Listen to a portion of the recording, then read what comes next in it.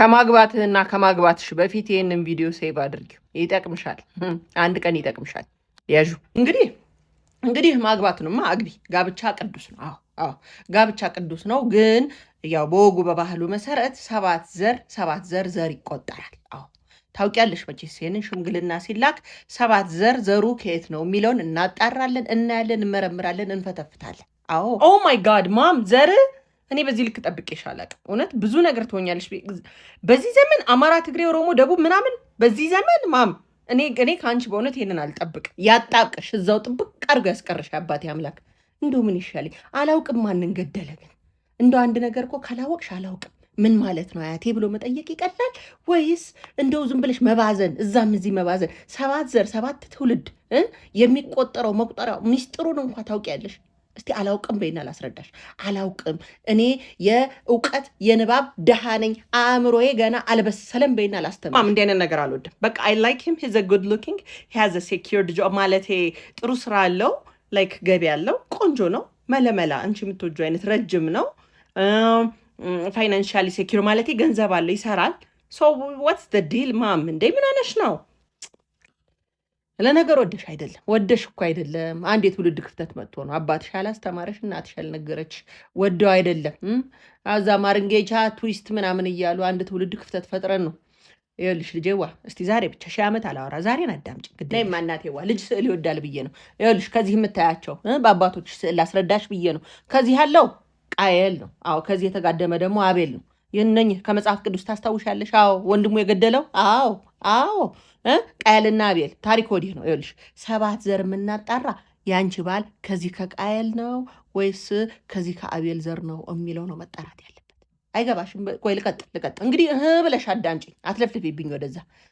ልጄዋ ይኸውልሽ ከአዳም በኋላ የሰው ልጆች ዘር በሁለት መስመር ተከፍለው ነበር። አዎ አንዱ የሴት ወይም የአቤል ምትክ የሆነችው የሴት ይባላል።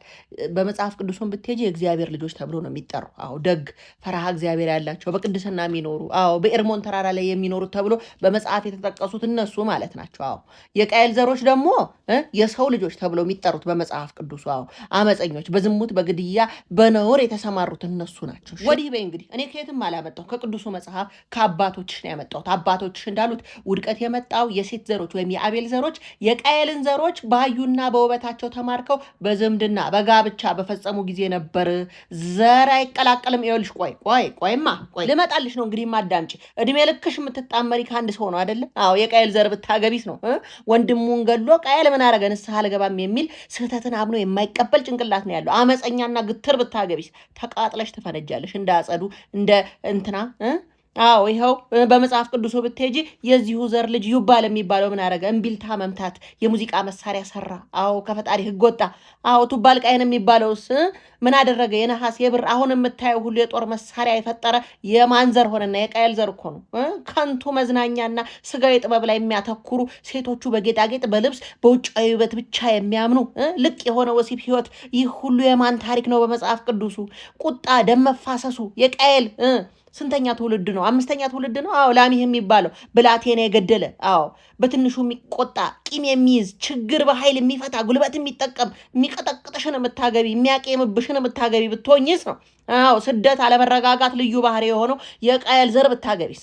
እግዚአብሔር ቃየልን በምድር ላይ ትንቀዠቀዣለህ እንዳለው ትቅበዘበዛለህ እንዳለው ስትቅበዘበዥ ልትኖሪ አይደለም ወይ? ቆይ ጠብቂ። ብታነቢ እኮ ትደርሽበት ነበር ልጄ ብታነቢ። አዎ ይህ መቀላቀል እኮ የሰው ልጅ ክፉ እንዲሆን የኖህ የጥፋት ውሃ እንዲመጣ ምክንያት የሆነው ቅዱሱ ዘር ከአመፀኛው መደባለቁ እንደሆነ የጥፋትን ውሃ ያመጣው ፈጣሪን ያስቆጣው የቃየል ኃጢአት 7ኛ ትውልድ ላሜህ ላይ ድረስ የተቀመጠው መጽሐፉ ላይ የተቀመጠውን አባቶች ሲተረጉሙ ኃጢአትና መርገም እስከ 7 ትውልድ ይሄዳል ያሉትን የመርገም ነፃ መውጫ መንገዱን ከነስርዓቱ ያስቀመጡበትን አለማንበብሽ እኮ ነው። አዎ ስለ መሰረቱ ስለ ሩቱ ስለ ግንዱ ያጠናል። መልካም ዛፍ መልካም ፍሬ ያፈራል።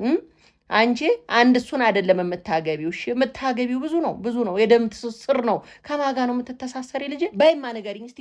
እችን ቀን አወቅኩት ብለሽ አንቺ ልትለዩ ነው? በዚች ቀን ትውውቅ ልትለዩ ልታቂው በአመታት አጥንተሽ ልደርሽበት ባልሽን አወቅሽው ልትይ። አዎ ልንገርሽማ የምታገቢው እንዲያው የዚህ የቃየላዊ ጠባይ የቁጣ የቅናት የአመፅ ልጅ ነው ወይስ እንዲያው የዚህ የአቤላዊ ጠባይ የትህትና የጸሎትና የታማኝነት ነው? የቱ ነው? መልካም ዛፍ መልካም ፍሬ ያፈራል ልጅ አትርሺ። የብርሃንና የጨለማ ዘርን ነው እኛ የምንለየው። የቃየል መርገም ነው ያለበት ወይስ የዘር ንጽህና? የቱ ነው? የቱ ነው? እንዲህ ስንደማመጥ እንዴት ሸጋ ነው ልጅ። አይወድሽ እንግዲህ የአቤል ዘር ፈረሃ እግዚአብሔር፣ ቅድስና፣ አምላክን ማክበር፣ ከኃጢአት መራቅ፣ በጸሎት መትጋት ያለበት ነው። ትእዛዝ እግዚአብሔርን ማክበር። መጽሐፍ ቅዱስ የእግዚአብሔር ልጆች የተባሉ እነሱ ናቸው። እነሱን መምረጥ ነው ዋናው። አዎ መንፈሳዊ እውቀት ባለቤት የሆነው ሞትን ሳይነካው ያለፈውን ሄኖክን ብታይ በዚህ የዘር መስመር ያለፈ ነው። ኧረ እነ ማቱሳላ እነ ያሬድ እነ ሄኖክ ረጅም ዕድሜ የተሰጡ ባለጸጋዎች በሙሉ በዚህ ዘር የመጡ ናቸው። ቅዱስ ዘር ተበከለ አልተበከለ ወይ ነው ሽማግሌ የሚላከው። ለዚህ ነው እናቴዋ ከቃየል ዘር ቢጋባ የቃየል ቁጣ ቂምና አመፅ ወደ ቅዱስ ቤተሰብ ይገባል ነው የምልሽ። አሁንስ ገባሽ?